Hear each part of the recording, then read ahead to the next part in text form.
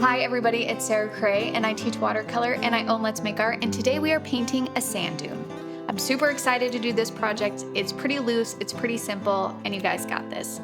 We're gonna be doing this project in 4 steps. So our very first step is we're gonna paint our sky, then we are going to paint our sand, then we are gonna paint our grass, and then we're gonna paint our shadows. And yes, I am pointing to literally nothing on a paper, but it will appear as we paint it.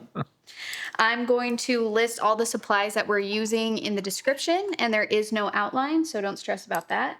If you do need to make any marks on your paper before, we can kind of put in our horizon line, which is we're gonna kind of, 3/4 of the way of our paper down.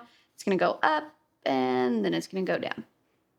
You don't want it to be too up, so it's like a soft curve, okay? Gotcha. That's it. That's all we need to put in. And your painting's done. Let's do our oath, and then let's paint. So if you can raise your right hand and repeat after me. I promise to be kind to myself. I promise to be kind to myself. I promise not to compare my work. Promise not to compare my work. And I promise to have fun. And I promise to have fun. Thank you. Thank you for joining me in this oath. Okay, I'm gonna start by grabbing some blue. This is Indigo, which is like a light desaturated navy. It's a lovely blue. And I'm gonna make sure all 4 sides of my tape are taped down. I'm gonna take my round 12 and I'm just going to swoop in some of this color. And when I swoop in, basically I do a swoop and then I move on. Don't overwork this swoop, as they say. You don't want to do too many brush strokes on your swoop. The swoops work better when you actually do less brush strokes.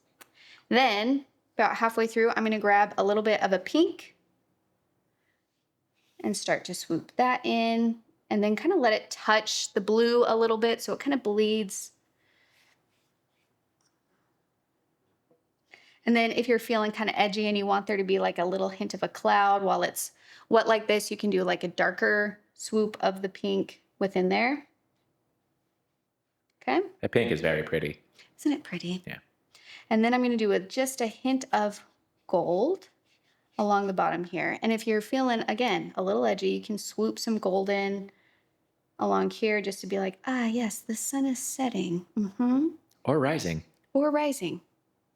So again, loose, we're letting the water and the paint do the work for us. We're not trying to overwork it or control it too much. And if you're feeling like, well, how do I know what to do this? I mean, the sky looks different every single day. Like literally every single day, and every single time it rises and sets, the sky is different.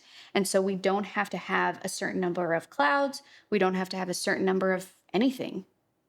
Okay? So just do what you like, and that's enough. I liked the pink swoops, so I'm doing more. Ah, yes, okay.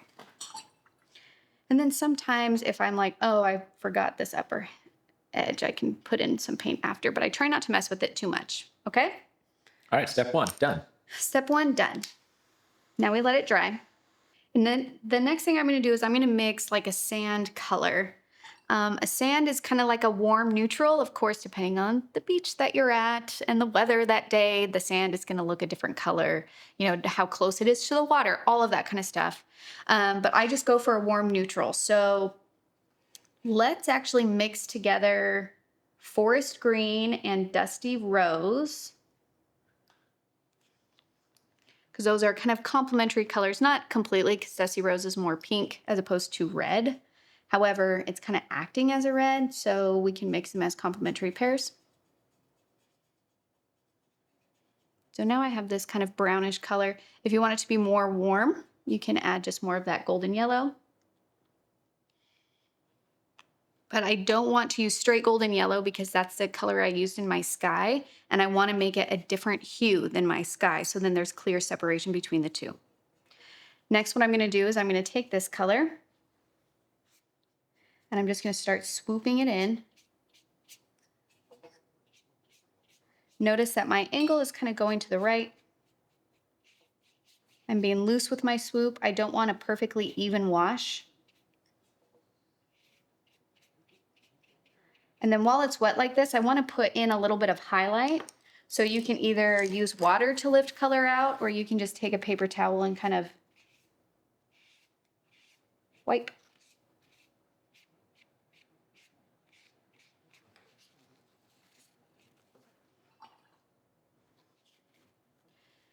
And if you're wiping and it's not really lifting a lot, try then. You can just take some clean water from your brush, set it on the paper for like a few seconds and let it try and soak up that color, and then you swipe. And that should take some off. Okay, now I'm going to take a 6 or a 2, and I'm going to start putting in my grass. So I'm going to take forest green, and I'm just going to start kind of following the edge. And I'm not using my liner brush right now because I want these to be a little bit thicker. So I'm kind of doing like the chunky bits of grass. And by chunky, I mean that they're like clumped together to make like a thicker area as opposed to the individual strands.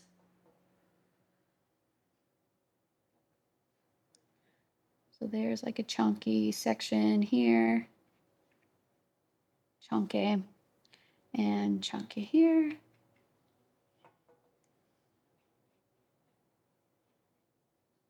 If you want it to seem like it's windy, then you would have all the grass kind of blowing in the same direction. But I don't want that. I want it to feel a little bit more still. And you can also let the grass kind of go into the sand dune part too. It doesn't have to stay along the top part. And our sand is a bit damp. That's why it's kind of diffusing and blending out. I'm not mad when things like that happen. I think it's totally fine. So I'm going to just let that bleed and bloom. If you really don't like that, then just wait for your sand to dry before you add the grass. Now is when I'm going to take my liner brush and like do the thin individual pieces kind of along, like within my chunky boy area and a little bit outside of it.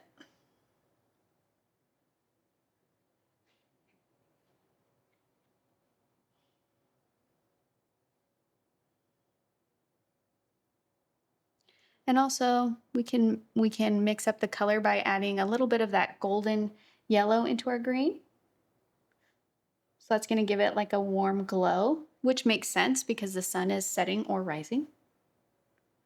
And some people ask me, like, how do I know what colors to use for a sunrise and a sunset? Like, is there like a blue, pink, yellow, or you know what I mean? Like, what is the like color transition for a sunset as opposed to a sunrise?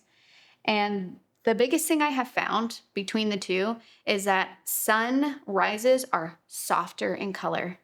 Sunsets are more vibrant in color. In terms of like the range or like the order, I don't think that there is a rule. I think it's whatever.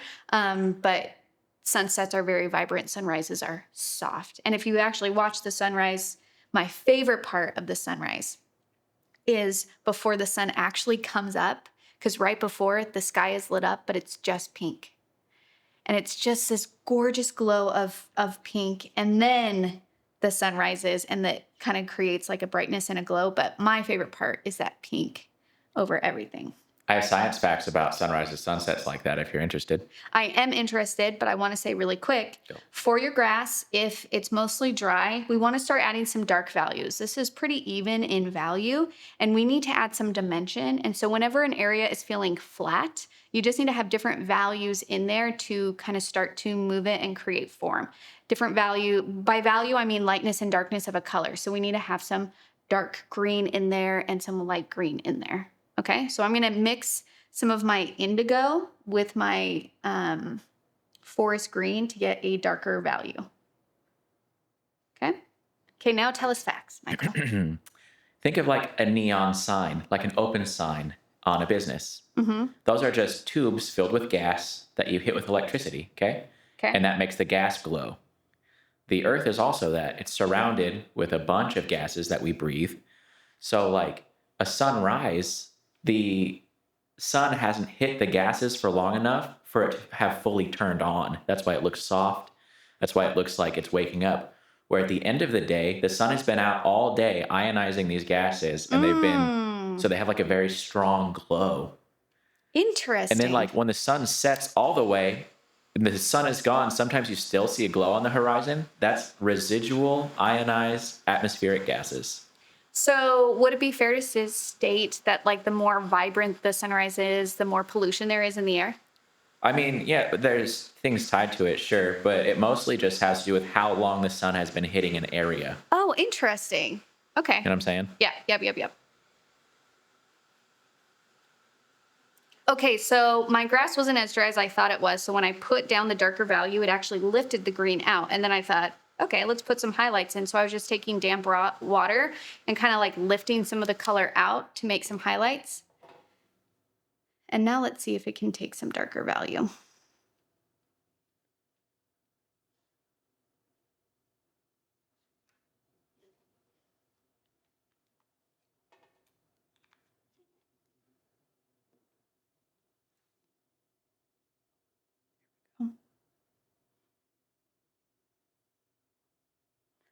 And you will be tempted to do highlights and darker values in the same shapes as the grass, individual like this.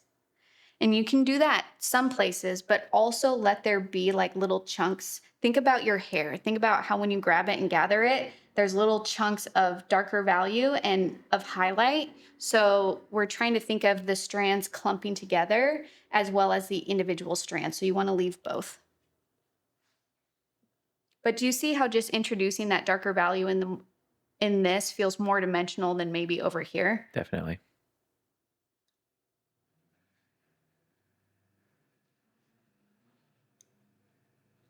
So I do my dark value chunks, and then I can take and do some just dark value kind of individual strands.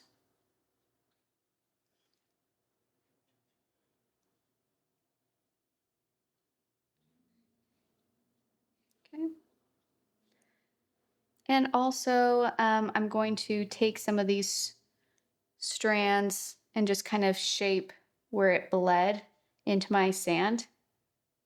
As in, I'm going to go in and put some that go kind of down over here. So I don't have like a weird green blotch, you know? I just kind of cover it up with individual pieces of grass. Like so. Okay. Now what we are going to do is we're going to put in our shadow. Now you can use straight indigo for your shadow. It's a beautiful shadow color. If you want to neutralize the blue a little bit more, then you can also put in its complement, which would be a little bit of the golden brown and a little bit of the dusty rose. Because the complement of blue is orange. And we don't have orange, but we have like a pink and a yellow, so I can make a tiny bit of orange. Oh no. Oh, I did not want that color. I wanted more indigo. I do things like that all the time. Okay. There we go. And now I'm going to take this indigo color with a little bit of mixture, avoiding that big blotch of dusty rose I accidentally threw in there. And now I'm going to put in the shadows. You want all of your shadows going the same direction because there's one light source. So if my sun is kind of coming over here, then my shadow is going to look like this. Cool. And the shadows make this painting. Let me tell you what, because this whole time you're like, what? And then you put in a shadow and you're like, oh yes, I see it. I now understand where we were going with this. Shadows are going to be darkest closest to the object that is casting the shadow.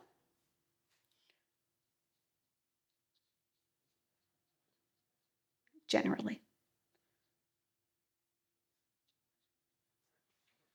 Yep.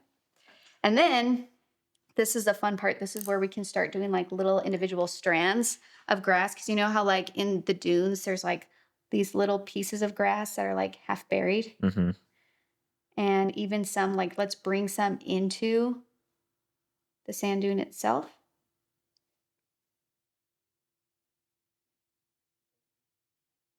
And your brain is going to want to make these evenly spaced and the same amount of pieces of sand or of pieces of grass. Don't let it mess it up on purpose so they're different from each other.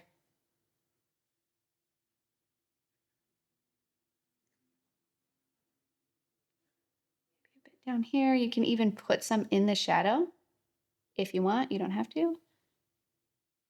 Okay. And then You take your shadow color, and following the same angle that we've already established, we're going to put in these individual little pieces of shadow here.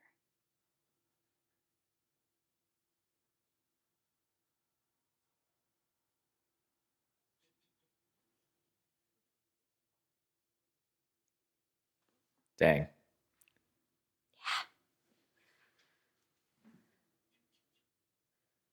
Maybe just a hint of gold on some of these. I think the only thing it needs is a giant Walmart in the background. Just a big billboard. Just a huge billboard would be so great.